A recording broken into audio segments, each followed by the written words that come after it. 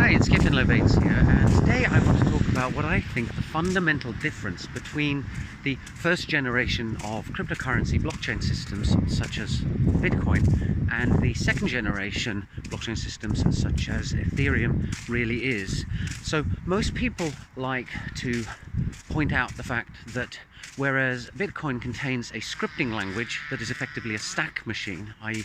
a very basic kind of computing machine, Ethereum contains a virtual machine that is known as Turing complete, which means you can write any kind of program in the Solidity language, for example, and compile it down into bytecode that runs on the Ethereum virtual machine.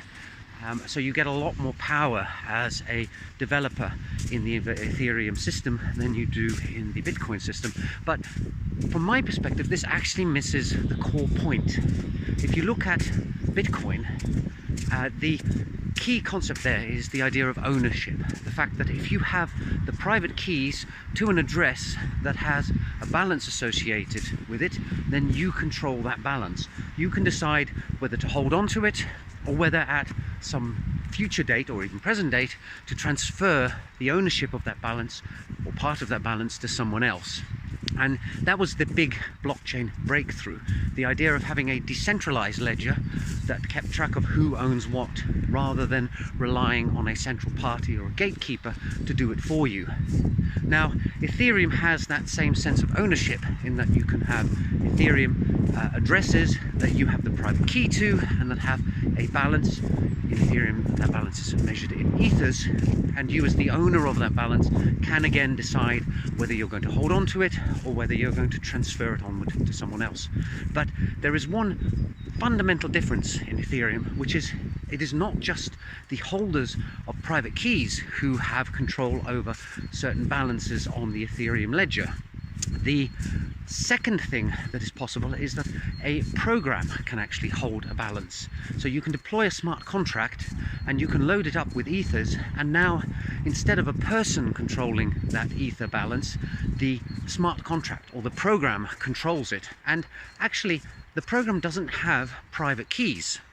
It's sitting there running on the blockchain, and that's where it gets its authorization to do with the balance what it chooses to. And you then have an interface that allows human beings to send transactions that may trigger certain actions on that balance. But the fact is, the ownership of the ether associated with a smart contract is controlled and owned by that smart contract. And this is quite a fundamental leap. We saw a similar thing in, for example, human commerce when the concept of companies was invented, where suddenly instead of possessions being owned by a person, and you could say, you know, that person owns this property or the king owns this land or something like that, suddenly you had property that could be owned by an abstract entity, a company. A company could own a fleet of ships or a building or a warehouse full of grain or something like that. And this was quite a fundamental psychological shift, the concept that things could be owned by entities other than human beings. And this is what you have in Ethereum. Suddenly you have ownership not by a person who has a private key and can trigger transactions that transfer that ownership. Instead, you have a smart contract, and provided the right inputs are provided to it, it will then trigger actions relinquishing its ownership of the assets that it has to somebody else. And those assets may be the native cryptocurrency ethers, they may be some tokens that the smart contract instantiates. It bears some thinking about. It's worth revisiting. So to me, that is the fundamental leap that smart contract systems actually make, and this has some real ramifications. I first started thinking about this when I was looking at atomic swaps between blockchain systems, and there is a real problem from a developer perspective with the Bitcoin blockchain system, because ultimately you have to have these private keys in order to be able to move Bitcoins around, and this means that you can't really automate the transfer of property on the Bitcoin blockchain in a decentralized manner. You can write a program that has the private key hidden on a file on the file system where the program is running, and that program can then create transactions according to certain external events that trigger them.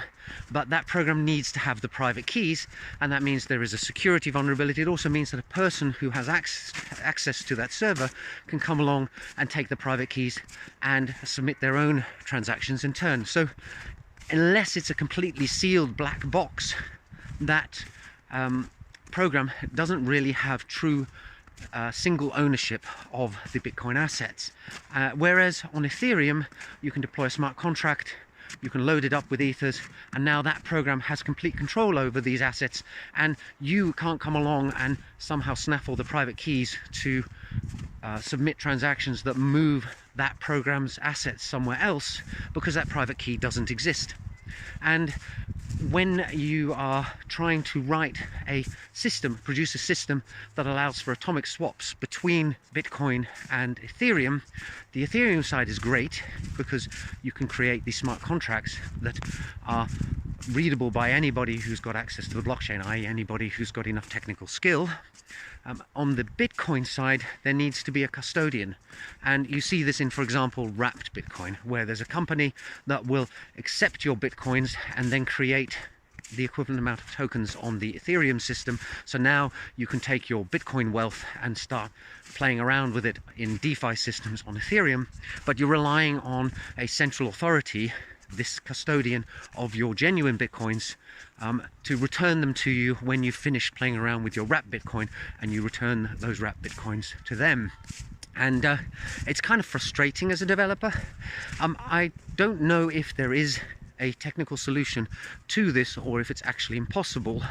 I guess we'll have to see. Maybe there's a way of building a smart contract side chain to Bitcoin based on some of the Lightning Network concepts that would allow for programs to have ownership of Bitcoins rather than people. I guess that remains to be seen. I'm not going to say never, but at the moment, when I think about it, my feeling is that no, it's not possible, that it's a technical impossibility. However, technical impossibilities are always a great challenge. Anyway, there's a video on the fundamental difference between Bitcoin and Ethereum, of what I consider to be sort of blockchain 1 and blockchain version 2. I hope you found that interesting. If you disagree with anything, or you think you have some further insights to offer, I would be very, very happy to hear about them. So leave some comments below about that. I'd love to have a further discussion on this. That's it for today. See you in the next video soon. Bye for now.